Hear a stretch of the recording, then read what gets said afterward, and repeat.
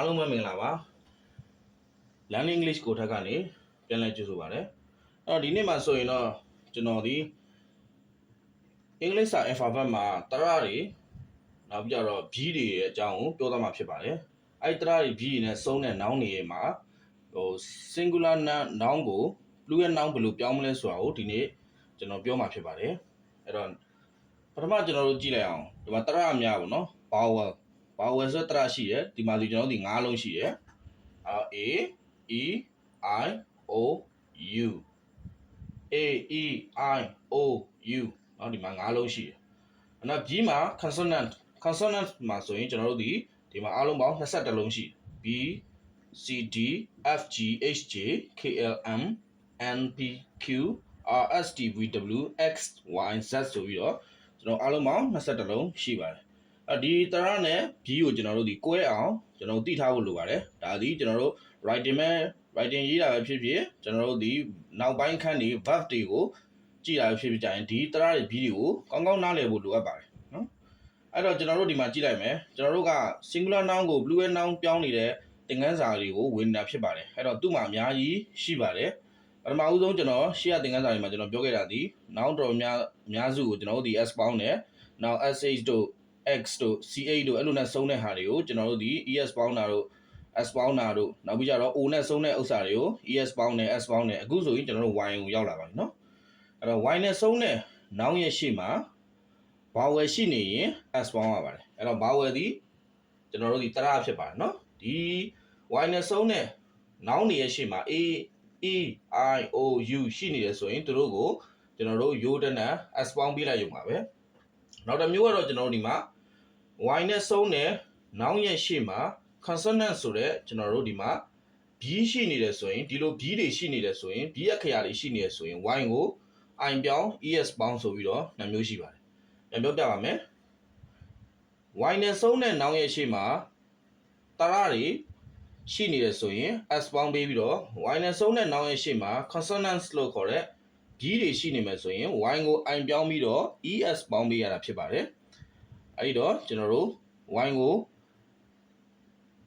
S ပေါင်းပေးရတာဘယ်လိုပေါင်းမလဲဆိုတော့ကျွန်တော်တို့အရင်ကြည့်လိုက်အောင်เนาะ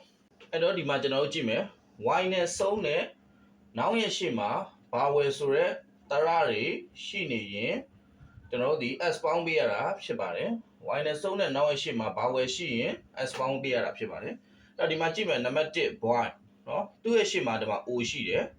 เนาะဒီမှာ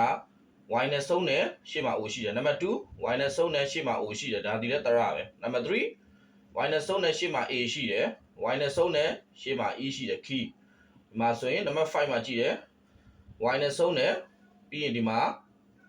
E တရဒီမှာ6ဒီမှာဆိုရင် days မှာဆိုရင် Y နဲ့ဆုံးတဲ့ရှေ့မှာတရရှိတယ်အဲ့ဒီကောင်တွေကိုကျွန်တော်တို့ဒီ S ပေါင်းပေးရမှာဖြစ်ပါတယ် B O Y S Y ဖြစ်ပါတယ်နံပါတ်2ဒီ T O Y S try ဖြစ်ပါတယ်နံပါတ်3ဒီ W A Y S wave ဖြစ်ပါတယ်နံပါတ် key နံပါတ်4 နံပါတ်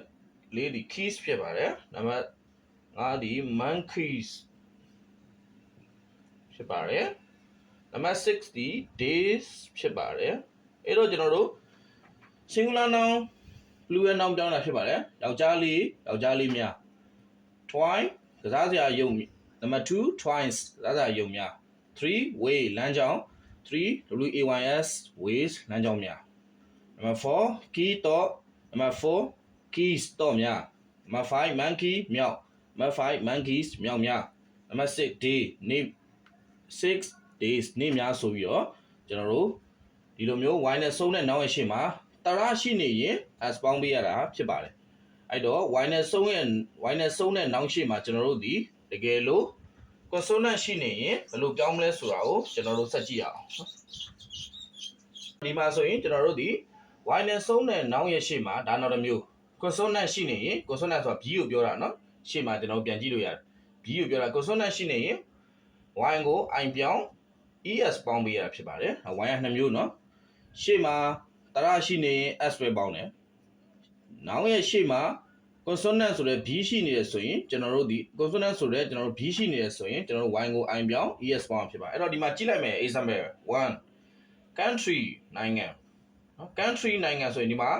y ရဲ့ရှေ့မှာဒီမှာဒီ consonant ဆိုရဲကျွန်တော်တို့ b ရှိနေတာဖြစ်ပါတယ်နော် b ကဏ္ဍရှိနေတာ a i o u မဟုတ်ဘူးတခြားနော် consonant ဆိုရယ် b တွေရှိနေတယ်ဆိုရင်ကျွန်တော်တို့ဒီသူ့ကို i ပြောင်းပြီး es ပေါင်းပါမယ် c o u n t r i e s countries နိုင်ငံများဆိုပြီးတော့ကျွန်တော်ပြောတာဖြစ်ပါတယ်အဲ့တော့ကျွန်တော်တို့သတင်းစာတွေနေ့စဉ်အင်္ဂလိပ်စာနဲ့ပတ်သက်တဲ့သတင်းစာတွေမှာဆိုရင်ကျွန်တော်တို့အစည်းအဝေးတွေလုပ်တဲ့နိုင်ငံတွေဥပမာစူပေါင်းအစည်းအဝေးလုပ်တာမျိုးဆိုရင်အဲ့မှာ countries ကို i ပြောင်း es ရေးထားတာကိုကျွန်တော်တွေ့မှာဖြစ်ပါတယ်နောက်တစ်ခု number 2 baby y နဲ့ဆုံးတယ်တိုးတော့ရှေ့မှာဒီမှာဒီ consonant ဆိုတဲ့ b ရှိပါတယ်အဲ့တော့သူ့ကိုကျွန်တော်တို့ i ပြောင်းမယ် y ကို i ပြောင်း es ပေါင်းပါမယ် number 3 cd မြို့နော်အဲ့တော့အများပြောင်းမယ်သူ့ကိုလည်းအတိုင်းပဲ c i t i e s cd ဆိုပြီးပြောင်းတာဖြစ်ပါတယ်ဒီမှာ y ရှေ့မှာ consonant b ရှိတယ် number 4 fly ဖြစ်ပါတယ် y နဲ့ဆုံးတယ်နောက်မှာ a ဒီမှာရှေ့မှာ a ဖြစ်တယ်အဲဒီ consonant b ဖြစ်တဲ့အတွက်ကြောင့်သူ့ကို y ကို i ပြောင်းမယ် es ပေါင်းလိုက်မယ် fly ဆိုရင်ကောင်များနော် number 5ဒီမှာ lady ဒီမှာလည်းဒီလိုပဲရှေ့ကိုကြည့်မယ် consonant စီ b ဖြစ်တယ်ဒီမှာ y ရဲ့ရှေ့မှာ d ဆိုတဲ့ b ရှိနေတယ်ဆိုတော့ကြောင့်ကျွန်တော်တို့ဒီ y ကို i ပြောင်း es ပေါင်းဆိုရင် ladies ဆိုပြီးတော့အမျိုးသမီးများဆိုပြီးဖြစ်ပါတယ်အဲ့တော့ဒီနေ့ပြောတဲ့ထက်မှာ2မျိုးပါပါတယ်နော်ပထမတစ်မျိုးဒီကျွန်တော်တို့ဒီတရ vowel နော်နောက်တစ်ခုက consonant b အဲ့ဒီမှာဘယ်နှလုံးဘယ်လုံးနေပါရင်တော့နောင်းနေမှာဘယ်လိုလုပ်ရမလဲဆိုတာကိုကျွန်တော်ပြောတာဖြစ်ပါတယ်အဲ့တော့ကျွန်တော်တို့ဒီအင်္ဂလိပ်စာ alphabet 26လုံးမှာကျွန်တော်တို့ဒီ